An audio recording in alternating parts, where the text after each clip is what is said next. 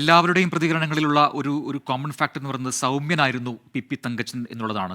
കോൺഗ്രസിലെ സൗമ്യമുഖങ്ങളിൽ ഏറ്റവും പ്രധാനി എന്ന് തന്നെയാണ് എല്ലാവരും പി തങ്കച്ചനെ ഓർത്തെടുക്കുമ്പോൾ പറയുന്നത്. എസ് വിജയകുമാർ കൂടി ചേരുന്നു. വിജയകുമാർ നേരത്തെ സൂചിപ്പിക്കുകയായിരുന്നു, ഈ 90കളിൽ ഒരുപക്ഷെ കെ കരുണാകരൻ, കെ ആന്റണി, ഉമ്മൻചാണ്ടി ഇവരെല്ലാം വളരെ സജീവമായി കേരള രാഷ്ട്രീയത്തിൽ നിറഞ്ഞു നിൽക്കുന്ന ഒരു സമയം. ആ സമയത്താണ് നിയമസഭാ സ്പീക്കറായും മന്ത്രിയായും ഒക്കെ പി തങ്കച്ചൻ വരുന്നത്. മാത്രമല്ല KPCCയുടെ അധ്യക്ഷൻ, പിന്നീട് UDF കൺവീനർ, അങ്ങനെ പ്രധാനപ്പെട്ട കീ പൊസിഷൻസിലെല്ലാം വന്ന ഒരു വ്യക്തിയാണ് പി തങ്കച്ചൻ എന്നുള്ളതാണ് ഞാൻ പറഞ്ഞത്. ആ സമയത്തൊക്കെയാണ് ഈ കോൺഗ്രസിനകത്തുള്ള ഈ ഗ്രൂപ്പ് രാഷ്ട്രീയമൊക്കെ അതിൻ്റെ ഒരു പാരമ്യത്തിലേക്ക് പോകുന്നത്. അതിൻ്റെയൊക്കെ പ്രതിഫലനങ്ങളാണ് നമ്മൾ ഇപ്പോൾ കാണുന്നത്. അപ്പോൾ ആ സമയത്ത് പാർട്ടി ഒറ്റക്കെട്ടായി കൊണ്ടുപോകുന്നതിൽ, മുന്നണി ഒറ്റക്കെട്ടായി കൊണ്ടുപോകുന്നതിലൊക്കെ പി തങ്കച്ചൻ വഹിച്ച പങ്ക്, അത് ഏത് രീതിയിലാണ് രാഷ്ട്രീയ കേരളം അടയാളപ്പെടുത്തുന്നത് അല്ലെങ്കിൽ അടയാളപ്പെടുത്തേണ്ടത്? അതിൻ്റെ വിലയിരുത്തൽ എന്താണ്? പ്രജിൻ, ഈ കോൺഗ്രസിലെ ഗ്രൂപ്പ് രാഷ്ട്രീയം ഏറ്റവും കലുഷിതമായിരുന്ന കാലത്താണ് പി തങ്കച്ചൻ മുന്നണി കൺവീനറായി പ്രവർത്തിച്ചത്. നീണ്ട 14 വർഷം. തന്നെയുമല്ല, ആ കാലത്ത് പി തങ്കച്ചൻ ഗ്രൂപ്പിൻ്റെ പ്രതിനിധിയായി തന്നെയാണ് ഈ പദവികളിലേക്കൊക്കെ എത്തുന്നത്. കെ കരുണാകരൻ്റെ അനുയായി എന്ന നിലയിൽ തന്നെയാണ് മുന്നണി കൺവീനർ ആകുന്നതും അദ്ദേഹം മന്ത്രിസഭയിൽ അംഗമാകുന്നതും.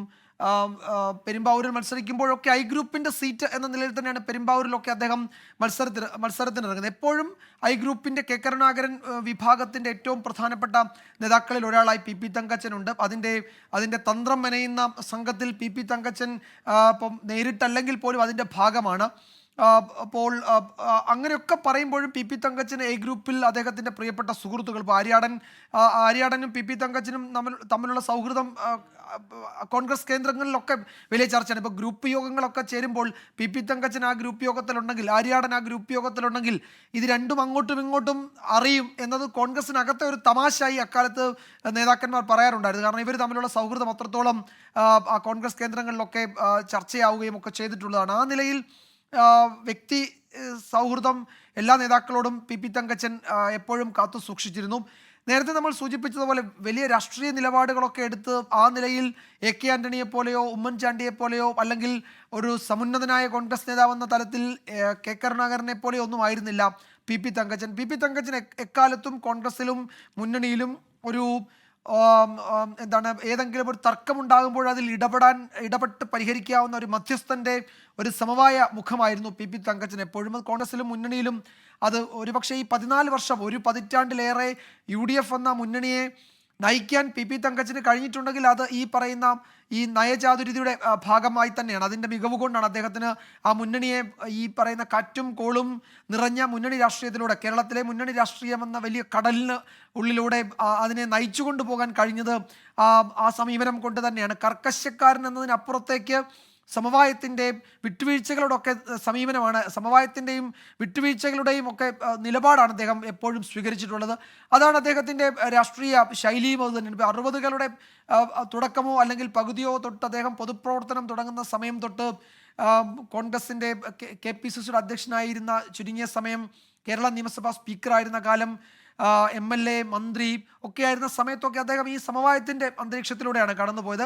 അദ്ദേഹം നിയമസഭാ സ്പീക്കർ ആയിരിക്കുമ്പോഴാണ് നിയമസഭാ അംഗങ്ങൾക്ക്, MLA-മാർക്ക് ഒരു പേഴ്സണൽ അസിസ്റ്റന്റിനെ വെക്കാൻ അനുവാദം ലഭിച്ചത് അദ്ദേഹം സ്പീക്കറായിരുന്ന കാലത്താണ്. അങ്ങനെ അംഗങ്ങളുടെ ക്ഷേമപ്രവർത്തനങ്ങളും അല്ലെങ്കിൽ ആ നിലയിൽ അംഗങ്ങളുടെ പൊതുവായ ക്ഷേമത്തിനും ഒക്കെ വേണ്ടി നിലകൊണ്ട ഒരു സ്പീക്കർ കൂടിയായിരുന്നു. ആ നിലയിലും അദ്ദേഹം ചരിത്രത്തിൻ്റെ ഭാഗമാവുകയും ചെയ്യുന്നുണ്ട്. അങ്ങനെ പി തങ്കച്ചൻ കേരളത്തിലെ മുന്നണിയുടെ UDF-ൻ്റെ എക്കാലത്തെയും ഒരു സക്സസ്ഫുള്ളായ കൺവീനറാണ് എന്ന് വേണമെങ്കിൽ നമുക്ക് പറയാം. ഇപ്പോൾ രമേശ് ചെന്നിത്തല നേരത്തെ പറഞ്ഞതുപോലെ രമേശ് ചെന്നിത്തല KPCC അധ്യക്ഷനാകുന്നു, പി തങ്കച്ചൻ മുന്നണി കൺവീനറാകുന്നു, ഉമ്മൻചാണ്ടി പാർലമെൻ്ററി പാർട്ടി നേതാവ്, പ്രതിപക്ഷ നേതാവായിരിക്കുന്നു. അത് ഒരു ത്രയമായിരുന്നു ആ നിലയിൽ. ഇപ്പോൾ അന്നൊക്കെ എല്ലാവരും പറയുമായിരുന്നു RC + OC = വിക്ടറി എന്നത്. അന്ന് RC രമേശ് ചെന്നിത്തലയും OC ഉമ്മൻചാണ്ടിയും അവർ ചേരുമ്പോൾ വിക്ടറി ഉണ്ടാകുമെന്ന് ആ സമയത്ത് തെരഞ്ഞെടുപ്പുകളിലൊക്കെ ജയിക്കുമ്പോൾ കോൺഗ്രസ് തന്നെ പറയുന്നു. പക്ഷേ അങ്ങനെ ആ വിജയ ഫോർമുലയിലൊക്കെ ഒരു ഭാഗത്ത് അതിൻ്റെ ഒരു കൂട്ടായി